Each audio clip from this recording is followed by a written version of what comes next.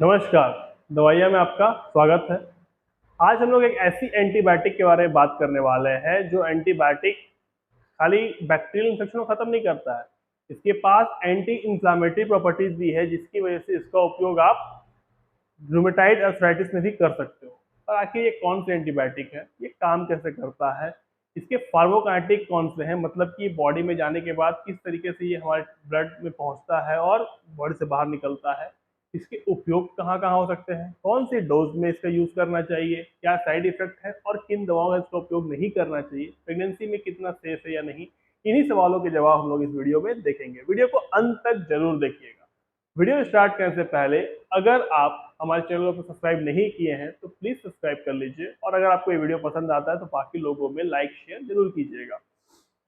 एक और चीज, एक दरख्वास्त है आपसे कि अगर आपके पास कोई भी फीडबैक है, वो चाहे नेगेटिव हो चाहे पॉजिटिव हो, मेरे चैनल के बारे में या मेरे बारे में, तो प्लीज कमेंट सेक्शन में आप मुझे दे सकते हैं। फीडबैक के लिए हमेशा वेलकम है। हाँ, तो अब अपने टॉपिक पे आते हैं कि आखिर ये कौन सी एंटीबायोटिक है जिसके पास दो दो प्रॉपर्टीज है। तो इसका नाम है आपको मिनोसाइक्लिन। मिनोसाइक्लिन टेट्रासाइक्लिन क्लास से बिलोंग करता है। ये आपको ब्रॉड स्पेक्ट्रम एंटीबायोटिक है जो ग्राम पॉजिटिव और ग्राम नेगेटिव दोनों के ऊपर काम करता है। इसका सबसे अच्छा उपयोग हम लोग एक्ने में यानी कि पिंपल्स होने पे, मुहासे होने पे करते हैं।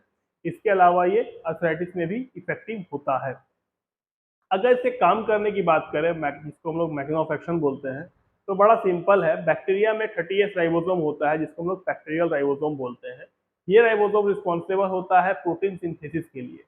जब ये प्रोटीन सिंथेसिस करवाता है तो बैक्टीरिया का ग्रोथ, डेवलपमेंट, अमीनो एसिड का प्रोडक्शन और डीएनए आरएनए का रेप्लिकेशन आसानी से हो पाता है। ये क्या करता है, मिनोसाइक्लिन इसी 30S राइबोसोम के ऊपर जाकर बाइंड करता है, इससे काम करने को रोक देता है, जिसकी वजह से प्रोटीन का सिंथेसिस नहीं हो पाता है। जब प्रोटीन की सिंथेसिस नहीं हो पाती है तो बैक्टीरिया का फर्दर किसी प्रकार का ग्रोथ होता ही नहीं है, ना ही डीएनए आरएनए रेप्लिकेशन हो पा रहा है, ना इम्यूनो एसिड बन पा रहा है, ना ही ग्रोथ हो रहा है, डेवलपमेंट हो रहा है। तो धीरे धीरे बैक्टीरिया कमजोर होता है, सेल लाइसिस होती है, बैक्टीरिया का डेथ हो जाता है। अगर फार्माकोकाइनेटिक की बात करें तो फार्माकोकाइनेटिक में है कि जब आप इसको ओरल फॉर्म में लेते हो तो ये हमारे पेट से आसानी से एब्जॉर्ब होता है, पूरी तरह से बॉडी में डिस्ट्रीब्यूट होता है। सबसे अधिक डिस्ट्रीब्यूशन बॉडी फ्लूइड में और टिश्यू में होते हैं, स्किन के ऊपर होते हैं। इसका मेटाबॉलिज्म ज़्यादा लीवर में नहीं होता है। ये जो पोटेंट जो पैरेंट फॉर्म में बॉडी में आता है उसी में ये ज़्यादा इफेक्टिव है। उसके बाद इसका जो हाफ लाइफ होता है वो आपको 15 से 18 घंटे का होता है। इसका एलिमिनेशन आपको किडनी के माध्यम से यूरिन के साथ बाहर निकल जाता है।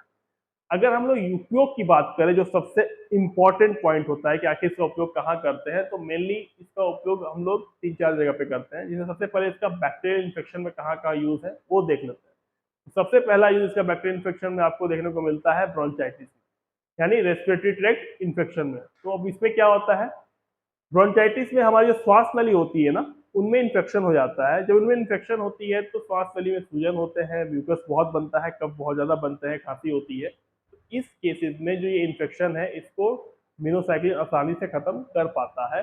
सेकेंड पॉइंट आपको यूज होता है वो है निमोनिया में। निमोनिया फेफड़े की बीमारी है जिसमें फेफड़े में बैक्टीरिया से इन्फेक्शन होते हैं।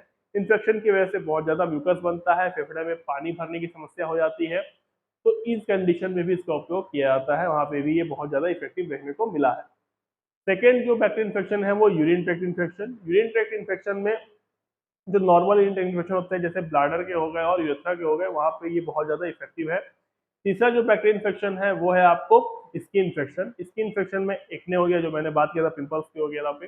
दूसरा हो गया आपको सेलुलाइटिस, यानी कि जो पैरों में खास करके स्किन में लाल कलर के पूरे रैसेस जैसे हो जाते हैं, क्योंकि वो बैक्टीरिया की वजह से होते हैं, कोई फंगल इन्फेक्शन की वजह से नहीं होते हैं। ठीक है, और उसमें दर्द होना ये देखने को मिलता है, तो वहाँ पे ये बहुत अच्छा इफेक्टिव है। उसके अलावा अगर कहीं पे चोट वगैरह लग गया है तो वहाँ पे घाव सुखाने के लिए भी इसका उपयोग हम लोग करते हैं, क्योंकि घाव के इन्फेक्शन को ये खत्म कर पाता है।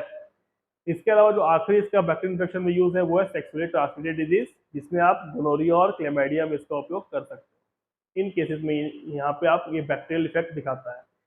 सेकेंड जो इसका यूज है वो है आपको रूमेटाइड अर्थराइटिस। जैसे मैंने इस बात किया कि इसके पास एंटी इंफ्लेमेटरी प्रॉपर्टीज है, तो वहाँ पे ये चीज बहुत ज्यादा इफेक्टिव है। अगर कोई ट्रीटमेंट रूमेटाइड अर्थराइटिस में सक्सेस नहीं हो पा रहा है तो वहाँ पे आप मिनोसाइक्लिन का यूज करके ट्राई कर सकते हो कि ये इफेक्टिव है या नहीं है। ठीक है, इसके एक अच्छा प्रॉपर्टीज भी है कि ये प्लेसेंटा बैरियर को पार कर सकता है और ब्लड ब्रेन बैरियर को पार कर सकता है। तो प्लेसेंटा वाला अच्छा बात नहीं है और ब्लड ब्रेन बैरियर वाला अच्छा बात है।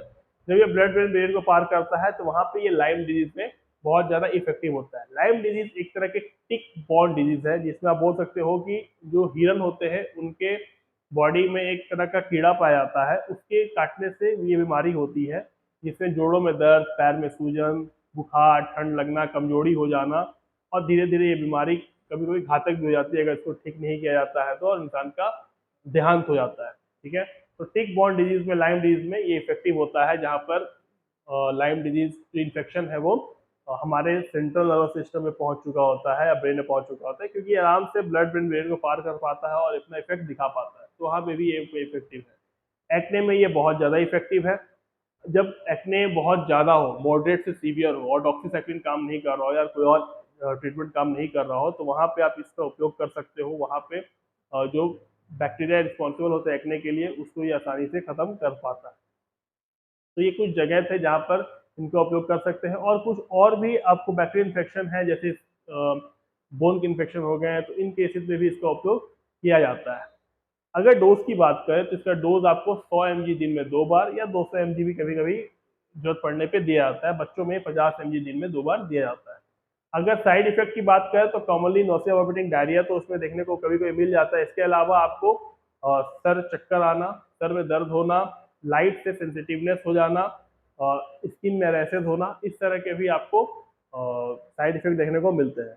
किन दवाओं के साथ नहीं लेना चाहिए, तो जिसको लोग बोलते हैं ड्रग इंटरेक्शन, किन दवाओं के साथ ये इंटरेक्ट करता है, तो सबसे पहले आप इसको जो सप्लीमेंट्स है, जैसे आयरन सप्लीमेंट्स हो गए, रेटेनॉइड्स हो गए जो विटामिन है, और उसके अलावा मैग्नीशियम हो गए, कैल्शियम हो गए, इन सप्लीमेंट्स के साथ इसको नहीं लेना चाहिए। क्या होता है कि ये पेट में जाके मिनोसाइक्लिन के साथ बाइंड करते हैं और मिनोसाइक्लिन के एब्जॉर्प्शन को रोक देते हैं, मिनोसाइक्लिन अपना काम नहीं कर पाता है। इसके अलावा इसको मेथोट्रेक्सेट और एंटीकोगुलेंट जैसे वारफरिन हो गया, एस्प्रिन हो गया, इनके साथ इसको नहीं लेना चाहिए, क्योंकि मिनोसाइक्लिन क्या करता है कि आपका जो मेथोट्रेक्सेट है या फिर आपका एंटीकोगुलेंट है, इसका कंसंट्रेशन को बॉडी में बढ़ाता है, जिसकी वजह से इनका थेरेपेटिक इफेक्ट कन्वर्ट हो जाता है टॉक्सिक इफेक्ट। ठीक है, तो वहाँ पर टॉक्सिसिटी देखने को मिलती है। मिनोसाइक्लिन कभी कभी ओरल कॉन्ट्रासेप्टिव को फेल कर देता है, तो उनके साथ भी इसको नहीं लेना चाहिए। पेनिसिलिन के साथ ये इंटरेक्ट कर पाता है, या पेनिसिलिन क्लास के जो एंटीबायोटिक इनके साथ इंटरेक्ट करता है, जिसकी वजह से दोनों एंटीबायोटिक फेल हो जाते हैं, वहाँ भी इसका उपयोग नहीं करना चाहिए। अगर आप इन दवाओं का इसका उपयोग करना चाहते हैं तो 2 से 3 घंटे का टाइम गैप आपको मेंटेन करके रखना होगा। अगर प्रेगनेंसी की बात करें तो ये प्लेसेंटा बैरियर को पार कर सकता है, तो प्रेगनेंसी के केस में ये सेफ नहीं है, ब्रेस्ट फीडिंग केस में ये सेफ नहीं है, ये बच्चे को नुकसान पहुंचा सकता है। कभी भी आप कोई भी दवा, प्रेगनेंसी हो या नॉर्मल कंडीशन हो, उसमें बिना किसी भी हेल्थ केयर प्रोफेशनल के सलाह के इसका उपयोग मत किया, कोई भी दवा का उपयोग मत किया करिए। हमेशा उनका सलाह लेने के बाद ही दवा का उपयोग करिए। ये वीडियो आपके नॉलेज के लिए है, ना कि प्रिस्क्राइब करने के लिए। उम्मीद है कि आपको ये सारा चीज समझ में आया होगा। अगर कोई भी आपको कंफ्यूजन होगा तो आप मेरे से पूछ सकते हैं कमेंट सेक्शन में। अगले वीडियो में फिर मिलेंगे, तो अपना ख्याल रखिए। जय हिंद।